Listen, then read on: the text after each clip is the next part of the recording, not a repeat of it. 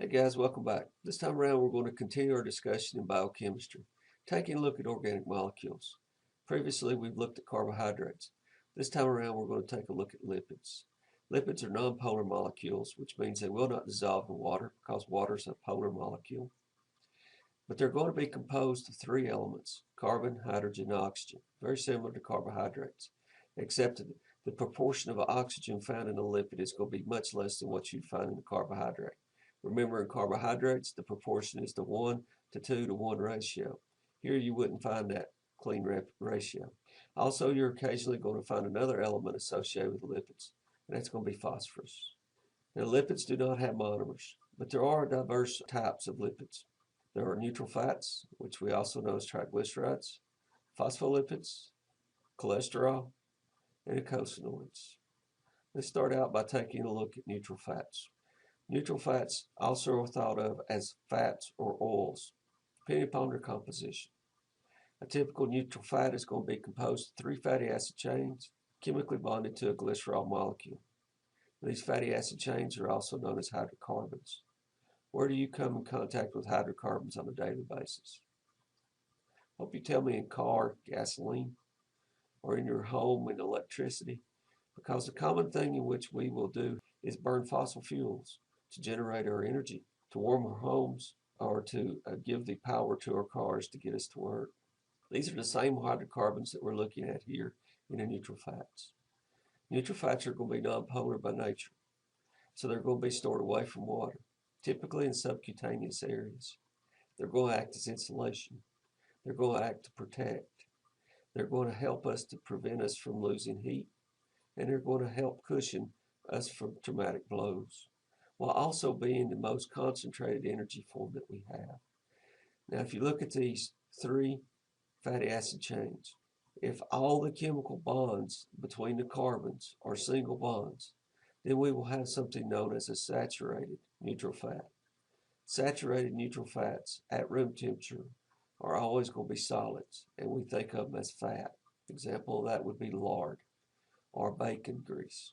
Now, if for some instance we happen to have a double bond between a carbon within the fatty acid chain, that's going to cause that fatty acid chain to stop being linear and be more kinked. And as it becomes more kinked, it opens up pockets. Those pocket spaces cannot stay void. Something has to enter those spaces, and it typically is water. And when we have one or more double or triple bonds, and we have the kinked arm to the fatty acid chain, we will know this as an unsaturated neutral fat. Unsaturated neutral fats at room temperature are oils. We've got a variety of oils out there. We've got monounsaturated fats or oils. We've got polyunsaturated. We've got virgin olive oil. Each one of these, as you think about it, gets more and more of a liquid state to it as you pour it, which means it has more and more water in it. Now let's think about that for a minute, because we typically use oils when we are cooking. Now we will use fat sometimes to cook at low temperature, but if we're cooking at a very high temperature for a long period of time, we're going to be using something like a virgin olive oil that is a polyunsaturated, has multiple double and triple bonds. Why we want to do that? Is it the triple bonds and the fear of breaking the triple bonds? Because the truth of the matter is, anytime we break the oil down, break those chemical bonds, that oil is broken down, and we get away from having that buffer that allows us to cook food at a high temperature. Is it the bond? No. It's the water that's submerged in there. The more double and triple bonds, the more kinked that chain will be. The more kinked it is, the more water will be in it. The more water in it, the more heat it can absorb before it changes 1 degree C. Remember that quality of water. Now let's go back and take a look at a story I can tell you. I've got a 78 Firebird Formula. Got one of those old 350 engines in it. Now, when I went to change my oil one time, my buddies were around. I took some synthetic oil, which is polyunsaturated, and I put it in. It pours like water. They said that can't be any good. I just had to sort of grin, because old engines burn hotter.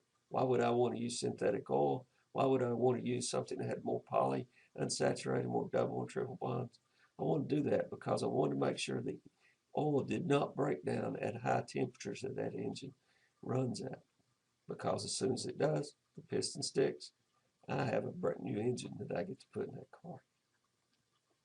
modified version of a neutral fat is something known as a phospholipid. Now notice with this phospholipid what has happened. Notice that I've got the glycerol backbone. Notice that I also have two of the fatty acid chains. One of those fatty acid chains happens to have a double bond in it, so there you see the kinking occur. Think about water packing in that space. Notice that the third carbon of that glycerol molecule, though, I have a phosphorus chain. And what's that going to do to me? Well, notice, take a look at that phosphorus head group, something known as a head group. Notice it is polar. That means it will like water. Whereas over on the fatty acid chains, that's nonpolar, which means it would not like water.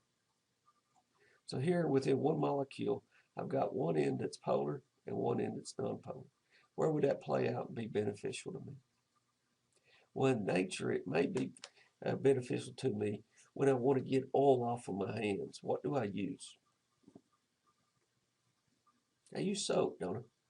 Let's think about, how does soap work to get oil off my hands? Well, now if I were to take my oily hands and I were to run them over running water, would the oil rush off? It wouldn't, would it? Because oil does not like water. Now let's say I take soap, though. Now I take that soap and I rub it on my oily hands.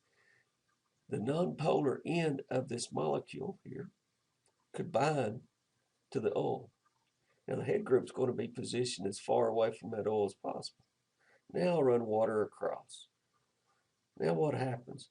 The water molecule latches onto the polar head group, and the polar head group washes off. Where the polar head group goes, the nonpolar tail goes. Where the nonpolar tail goes, so goes the oil that's on my hand. So I use it as a emulsifier to help play as a middleman to get the oil off of my hands. This is a strange occurrence because I want you to think about where you'd find it in your body. You'd find it in your cell membranes, and they'll be made up of phospholipids. You know, when I was a kid, I watched Beverly Hillbillies, and Granny would always go down to the cement pond to render soap. And I did not know how she was rendering that soap until I got into biochemistry and realized what she was doing was taking animal fat, which is made up of cell, and she was boiling off the water and concentrating the cell membranes. What are the cell membranes made of? Phospholipids. By doing that with the phospholipids, she was concentrating soap. Did you ever wonder? Another type of lipid that we have is cholesterol. That's our bad stepsister. Cholesterol is actually a flat molecule with 4 interlocking hydrocarbon rings. You can see it here. Cholesterol is essential to our body. If we don't get it in our diet, we manufacture it. Why? Because cholesterol is the building blocks for all our steroids.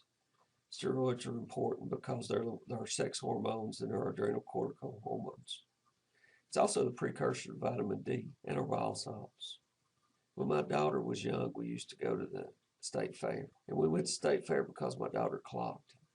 We'd spend 30 seconds watching her clog, and then I'd spend the next 2 hours wandering around state fair. So every year this man would pronounce that he had the bull that he was trying to sell semen from, and it was cholesterol free.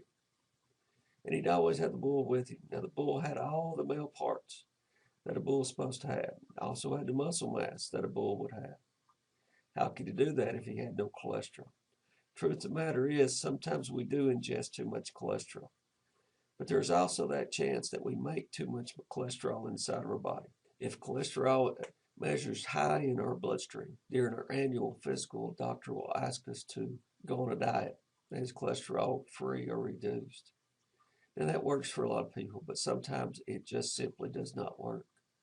And the reason why is because we not only get cholesterol from our intake, but we also manufacture it internally. And sometimes we just make too much of it. The last type of lipid that we have is the eicosanoids. Now, eicosanoids are going to be 20 carbon fatty acid chains that are going to be found in cell membranes. They're also going to be found as the precursor to our prostaglandins. Now, they're going to be made from an essential lipid known as arachidonic acid. Now, eicosanoids are going to be important for inflammation, vasodilation, and bronchial constriction. Frequently, we are taking anti-inflammatories, and those anti-inflammatories are targeting these prostaglandins that are made from the eicosanoids. Now it's time for you to step back and have a little bit of a reflection. Think about what biochemistry is. Think about what the inorganic molecules are, the water, the salts, the acids, the bases. Now tie into what the organic molecules are. They always have carbon. Carbohydrates are one of them. The types of carbohydrates, the monosaccharides, disaccharides, and polysaccharides, along with taking a look at what lipids are. The neutral fats, the phospholipids, the cholesterol, and the eicosanoids. Hey guys, y'all have a great day. See you later.